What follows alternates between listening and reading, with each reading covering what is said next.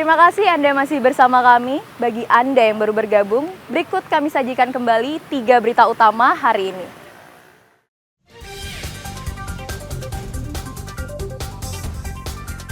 Pemkot Denpasar berencana menutup TPS di lapangan Lumintang, Denpasar pada 1 Juni mendatang.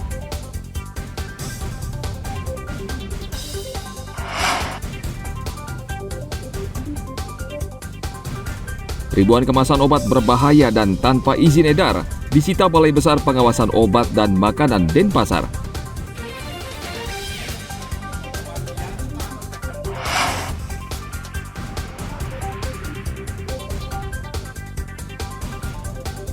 Ratusan peserta ikut lomba penjor di Bangli.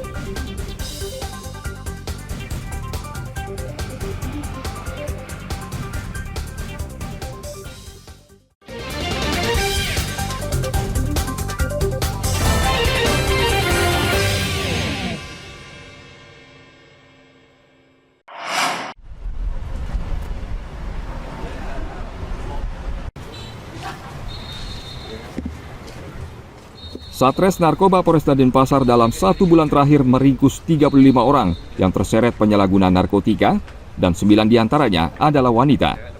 Jumlah tersangka tergolong banyak dibanding tahun-tahun sebelumnya.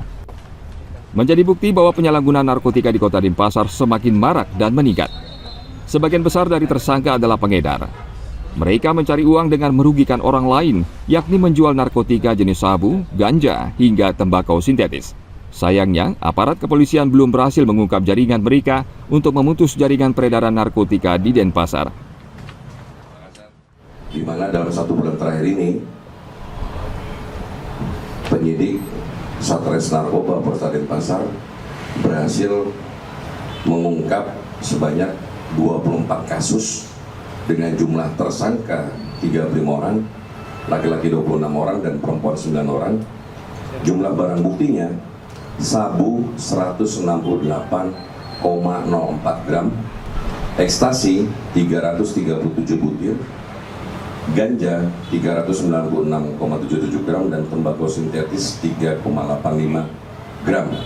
Di mana yang dari kita amankan ini ada 2 orang residivis. Dari para tersangka, polisi menyita sekitar 160 gram sabu, 300 butir ekstasi, 390 gram ganja, tembakau sintetis. Di antara para tersangka, 2 diantaranya adalah sepasang kekasih yang ditangkap di tempat kos di Pemogan, Denpasar Selatan. Mereka berperan sebagai kurir dengan upah Rp50.000 per transaksi. Tim Liputan melaporkan dari Kota Denpasar.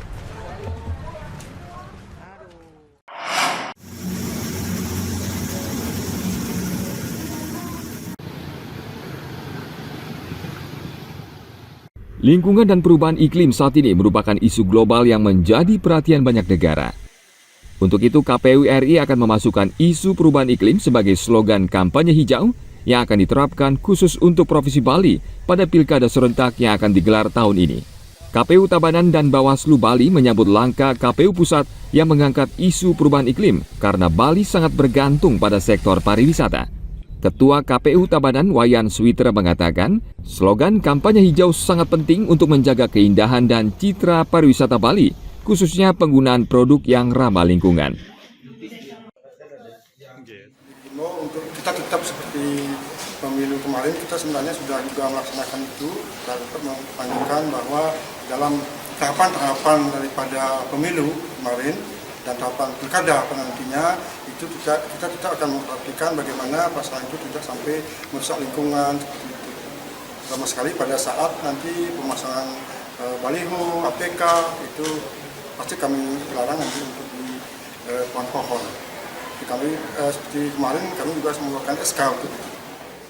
Maka itu ya tetap kita sesuai dengan mekanisme, ya kita mendekatkan secara personal dulu terhadap tim kampanye atau peserta pemilihan ini.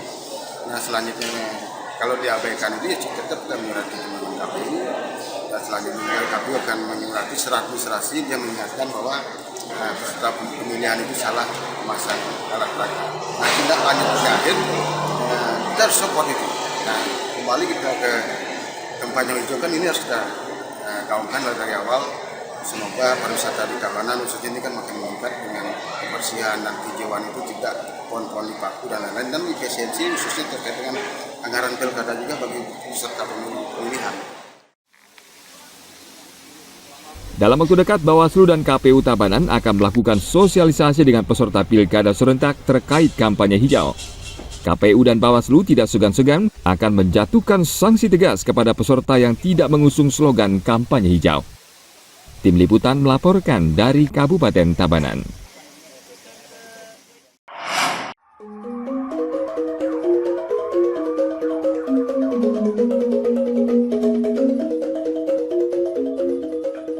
Kemajuan teknologi ternyata tidak melunturkan semangat generasi muda di Bali untuk melestarikan seni dan budaya.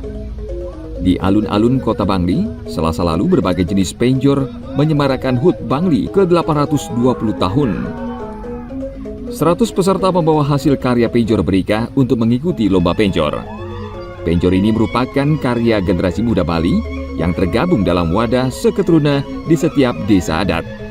Mereka berkreasi membuat penjor yang terdiri dari 2 jenis, yaitu penjor wali untuk upacara keagamaan dan penjor kreasi.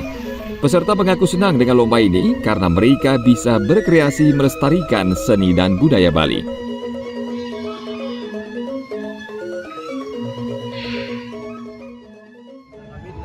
Jangan lupa juga untuk menyampaikan banyak-banyak terima kasih kepada Kabupaten Bangli yang sudah memberikan wadah untuk kami para generasi muda di bidang kreativitas, seni, dan menjaga alam yang lestari yang kita cintai ini.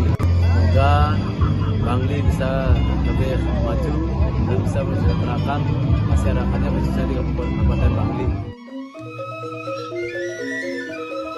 Setiap peserta diberi kesempatan untuk memasang penjor mereka, yakni dari tanggal 4 hingga 5 Mei, agar tidak terjadi kemacetan lalu lintas. Sebagian penjor dipasang di alun-alun kota, di pinggiran jalan di depan rumah jabatan Bupati Bangli, Jalan Brigjen Ngurah Rai, dan sejumlah tempat lainnya.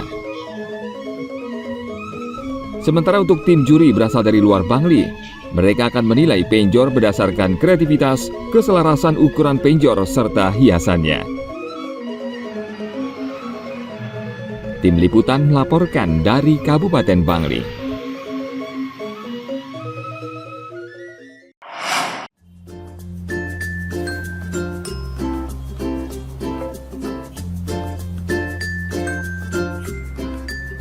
Ayam bakar selama ini menjadi salah satu kuliner yang paling digemari masyarakat.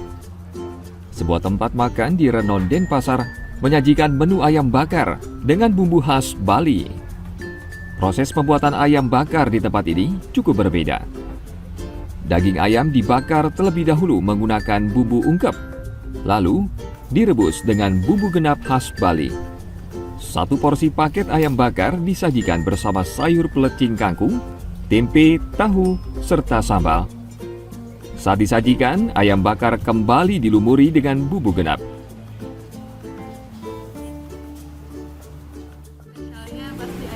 Ya, spesialnya di sini sih ayam bakarnya.